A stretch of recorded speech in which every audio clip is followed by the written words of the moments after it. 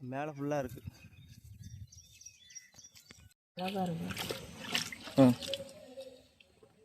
Okay. ஹாய்ங்க.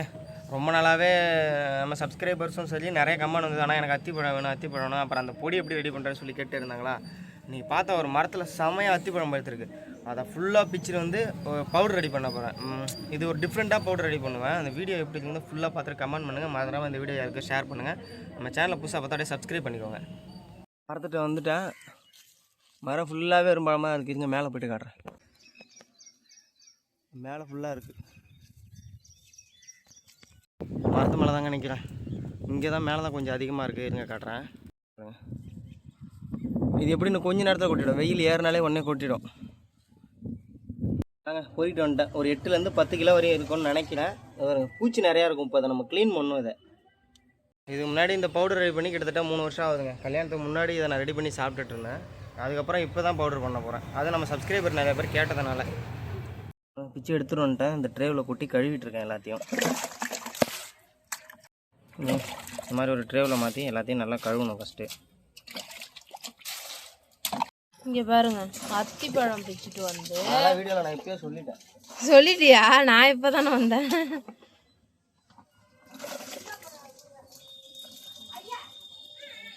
அப்பா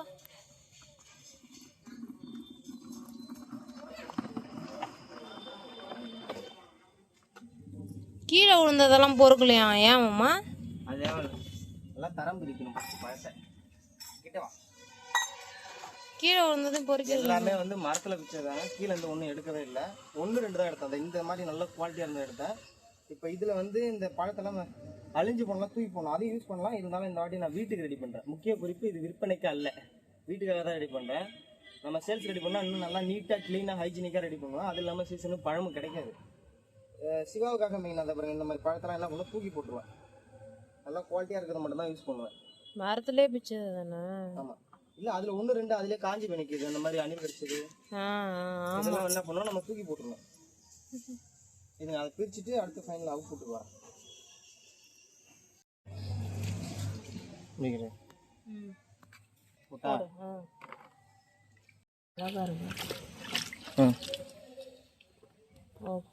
இந்த மாதிரி ஒரு அலசிக்கணுங்க. முக்கியமான விஷயம், அலசின உடனே இது ஒரு நாள் ஃபுல்லாக வெயிலில் இருக்கணும். திரும்ப நைட்டு எடுத்து நல்லா காத்தோட்டமாக வைக்கணும். இல்லைன்னா அழுகி போயிடுங்க.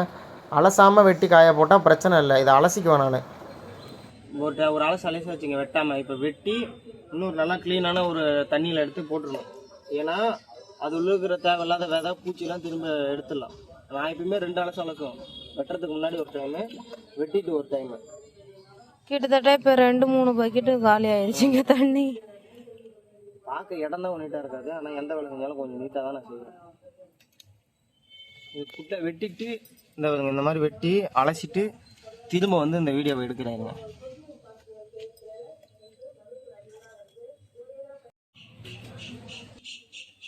கிட்ட வாங்க கொஞ்சம் க்ளோஸ் வைப்பாங்க. கிட்டத்தட்ட 3 மணி நேரத்து வேலைங்க இது. இங்கே கிட்ட வாங்க. இந்த மாதிரி நல்லா வெட்டணும். இல்லைன்னா வந்து அரைக்கும் போது மிஷின் வீணாக போயிடும். காஞ்சதுக்கு அப்புறமா 3 மணி நேரத்து வேலை. இதுக்குன்னே இந்த வீடியோக்கு ஒரு லைக் பண்ணிட்டு இந்த வீடியோ ஷேர் பண்ணிட்டு என்னோட சேனலை சப்ஸ்கிரைப் பண்ணுங்க. உங்களுக்கு யூஸ்ஃபுல்லாக இருக்கும். அடுத்து உங்களுக்கு பவுடர் என்ன சொல்லுங்கள், ரெடி பண்ணி சேல்ஸ் பண்ணுறேன். அது இப்போ இல்லை, இன்னும் கொஞ்சம் நாள் ஆகட்டும். பழம் கிடைக்கிற சீசன் இருக்கும். நல்லா சூப்பராக எடுத்துட்டு இந்த மாதிரி அலசி எடுத்துக்கணும். அலசிட்டு இங்கே காய வைக்கலாம்.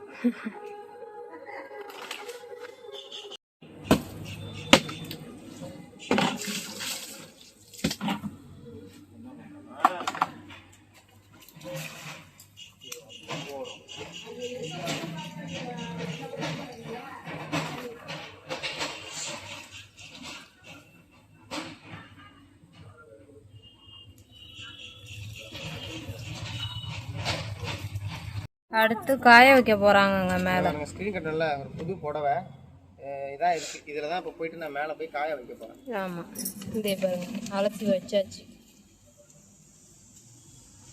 ஓட்டு மேலே தாங்க காய வைக்க போகிறேன். நம்ம வீட்டில் மாடிலாம் இல்லை, அதனால் அந்த ஓட்டு மேலே ஏறி வந்திருக்கேன்.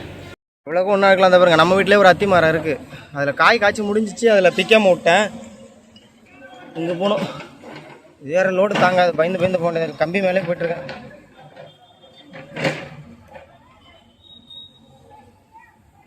வச்சுட்டேங்க. வீடியோ எடுக்க மறந்துட்டேன். நல்லா முடிஞ்ச அளவுக்கு கேப் நிறைய இருக்கிற மாதிரி போட்டு வச்சுருக்கேன். அப்புறம் 3 நாள் கழிச்சு வந்து அதை எடுக்கணும். இந்த அளவுக்கு காஞ்சிரும். இது இன்னும் 2 நாள் கடைஞ்சி நல்லா மொடன்னு உடைக்கிற அளவுக்கு வரும். இப்படி வந்த உடனே நம்ம எடுத்து அதை அரைச்சிக்கலாம். மிக்சிலே அரைச்சிக்கலாம். அது கூட கொஞ்சோண்டு பனங்கற்கண்டு, ஏலக்காய், அப்புறம் நீங்கள் வேணும்னா அது கூட இன்னும் எக்ஸ்ட்ரா இந்த சுக்குத்தூள் இந்த மாதிரி மிக்ஸ் பண்ணி போட்டு வச்சுக்கிட்டிங்கன்னா டீயில் போட்டு குடிக்கலாம். இப்போ நான் வந்து அதை அரைக்கிறத வீடியோ எடுக்கலை. ஏன்னா இன்னும் காயெல்லாம் இங்கே பாருங்கள் கிளைமேட்டை 2 நாளாக மழை, ஓரளவுக்கு தான் காஞ்சிருக்கு. இந்த வீடியோ முடிக்க முடியாது, எனக்கு வீடியோ போட்டாகணும். அடுத்த டைம் நான் கண்டிப்பாக நல்ல ஒரு எடுத்து அரைச்சி தனியாக வீடியோ போடுறேன். அது ரொம்ப ஷார்ட்டாக 2 நிமிஷத்துக்குள்ளே போட்டுறேன். அந்த வீடியோ வேணால் மறந்துடாத கமெண்ட்டில் சொல்லுங்கள், நான் பண்ணுறேன்.